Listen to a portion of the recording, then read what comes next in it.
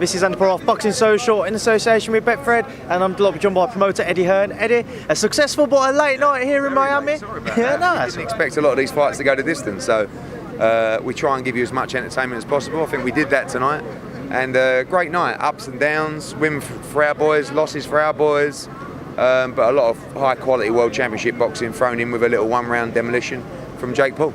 Let's just start working our way through the cards, because I know you're a busy man. Demetrius Andrade with a very good performance against Luke Keeler. Stopping him, what was your thoughts on his win? I thought he boxed well. I thought he tried to be a little bit more reckless and exciting, which I think people have criticised him about in the past.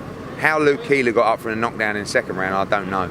I mean, I thought he was extremely brave. He was out of his depth, but I thought he boxed well, he tried hard, and I thought Demetrius put it together. I'm glad he got the stoppage, because I didn't want him to get another points win, because you get the criticism, oh, he couldn't get him out of there, it was another, he won every round, etc. So I thought it was a great performance, and he just needs the big fight. You know, he called it out there. Billy Joe Saunders is the one he wants.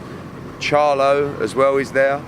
And you know, I think that we need to deliver one of those big fights. Canelo, Gennady Golovkin, Jamie Munguia, all of them. He and his team just walked past there, but just beforehand shouting Charlo's name. Yeah. What is the latest with that? Have you had any discussions? Nothing. We made them a massive offer, and they didn't come back. And I spoke to them today. I said, listen, we'll fight on Fox. It's not a problem. He just wants the opportunity. Surely you've got to give Charlo something. So give him the fight against Demetrius Andrade, and he'll be there, or he can come over here. On to Jojo Diaz, obviously defeating your man Tevin Farmer. What was your thoughts on Tevin's performance? I thought it was a great performance and a great fight. I thought Jojo Diaz boxed really well. I mean, again, how they let him continue with that cut, it's one of the worst cuts I've ever seen. But he composed himself well, he boxed really well. I thought Tevin didn't quite look himself in there tonight. I haven't caught up with him yet. I saw him come back after the first round and say he'd done his hand, but no excuses. Great performance from Jojo Diaz. We'll do the rematch probably in May, something like that, maybe in Philadelphia or California, but Jojo Diaz, definitely a worthy world champion tonight. I heard some rumours throughout the week that Tevin was kind of struggling at the weight a little bit. He said to me he's got maybe 2 more fights before he moves up anyway. Did you feel that yourself in there today? Maybe. I mean, he looks a little bit flat, but again, you can't, you know, I don't think you can't start talking about excuses, because Jojo boxed really well. He did all the things you should do against Tevin Farmer, which is pressure him, you know, throw big shots, walk him down, make him work, and he come up with the right game plan with Joel Diaz, and again, he's a worthy winner. There's no point saying about hands and weight problems. He won the fight, and he won it well. And Akhmadaliev with a big win over Roman. What was, again, your thoughts on that one? Another great fight. I thought he won the fight.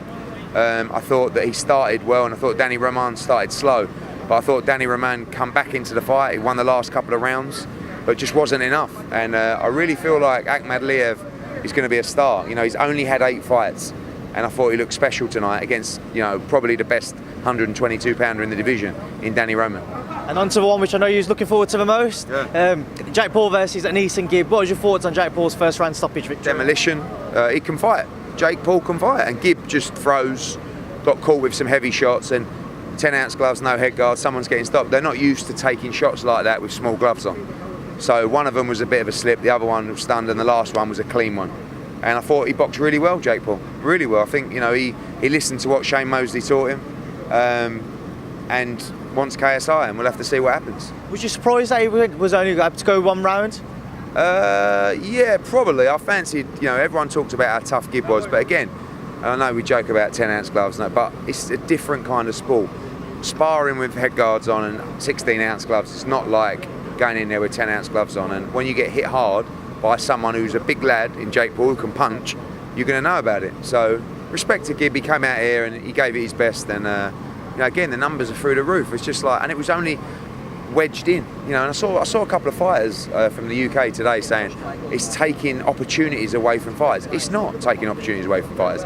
It's a 6-round fight wedged in between 3 world championship fights. I could put a prospect on in a 6-round fight. Is that taking opportunities away from fighters? No fighter is suffering because of 2 or 3 YouTube fights a year. Do you know what I mean? They're actually benefiting, because with those guys, we're doing more subscribers than we could ever do with the other guys, you know? So don't worry about people losing opportunities. They're not losing any opportunities. It was 1 round wedged in the middle of about 400 rounds tonight. And again, it worked. Massive numbers again. When do the talks begin with regards to a possible KSI and Jake Paul fight? No, it's not. Like, my focus is the boxing. You know, like all I'm focused on at the moment is Joshua Pulev, is Usyk Chisora, is Taylor Serrano, is you know, White Povetkin, not KSI against Gib. The Zone will want it, and they'll probably start some of the conversations. It wouldn't happen till like the summer anyway, and I only want to do one in the summer and then maybe one at the end of the year, so we'll have to see. What other sports do you reckon we could see maybe a crossover in? Not sports, sorry, but what other industries do you think we could see a crossover into sport? There's the Logan Paul against Antonio Brown fight we're negotiating at the moment, so that's a huge fight here. You know, that's like an NFL superstar against Logan Paul, so we'll see.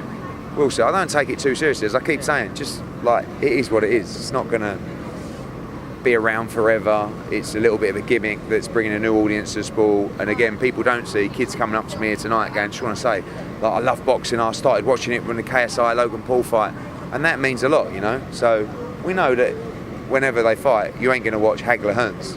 But you know, probably if you ask a lot of people in here which fights they really like tonight, I bet a lot of them came to watch that fight, you know. So.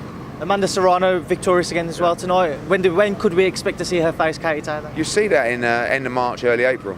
Yeah, so that's a huge fight. That's the biggest women's fight ever in the sport, and it is just an amazing fight. Serrano is so dangerous. That's such a dangerous fight, and that fight's done, and it will happen very soon. We saw Clarissa Shields here today. I know that Savannah Marshall's talked about her previously. Do you think you will see her mixing with one of your guys? Girl shots, I should say. She wants me to make the Layla Ali fight, you know, which again is a super fight. You know, we'll see. She's not with us. She's not with our network. So who knows? And finally, Eddie, I can't believe you're going to tear this building down after one day. Well, no, they've got Harry Styles in here tomorrow, and then Lady Gaga, and then it comes down on Monday. So thank you, Miami.